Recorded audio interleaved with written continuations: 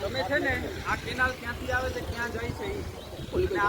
સાફ કરવામાં જે નાટકો થયા છે એ કીધો સામે બ્લોક કેનાલ છે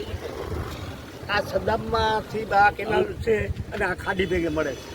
અને આ કેનાલ છે ને હમણાં સાફ કરી એટલે 100-150 ફૂટમાં સાફ કરી આગળનો કોઈ મૂકી દીધો અને પાછળનો મૂકી દીધો અને આ વચ્ચે એટલામાં સાફ કરીને 15 હિતાસી આવ્યા ડબ્બોરું આવ્યા લાખો રૂપિયા જે કંઈ ખર્ચો કર્યો હોય છે પણ આમાં કોઈ અને અટાણે એવી ગંદકી છે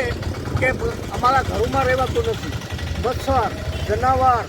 ખરા ફૈલા બધું નીકળે અને અહીંયા છોકરા પડી જાય ને કોઈના આની સેફટી દિવાલ તૂટી ગઈ છે આમાં છોકરા પડે અને ડામર છે ને ડામરની કટ જો તો ફૂટ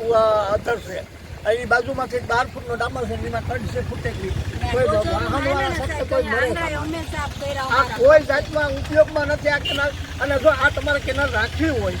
તો આમાં 900 mm નો પાઇપ નાખી દો ને પછી માથે ભૂલી ગયો ને તમારે આ મોટું મૂકો એ કરતા વધારે પાણી નીકળી જાય આમાંથી તમે કોઈ રજૂઆત કરી છે અરે આ રજૂઆત ના 10 વખત આવ્યા જોવા આવે જોઈને ખોટા હમણે આ ખોટવા ટાણે ખોટા પડાય જોઈ ગયા બધા કોઈ લાઈટું નતો ત્યારે 15 દિવસ તો લાઈટું નથી અમારે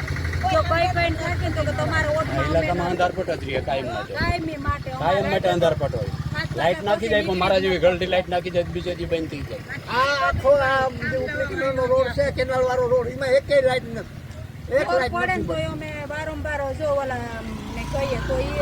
અને આપણે જોઈએ ને તો એમ લાગે સોકો કિનાખોરી જેવું લાગે ખોવની પાછળ આ લતામાં જે દલિતના લતામાં લાઈટ આવે અને ખોવને પેલા બંધ થઈ જાય ભલે તો પણ કરવા વાળા કરતા હે પણ જોનાર માણસને એમ થાય કે આમાં આમ કેમ થાય તો એવું ન કરે ને સાહેબ આમાં ગંદકી જોઈએ તો જ બીમાર માણા પડે તોય અમે એટલું જો આ ભાઈના છોકરા નાના છે 2 વાર પડ્યા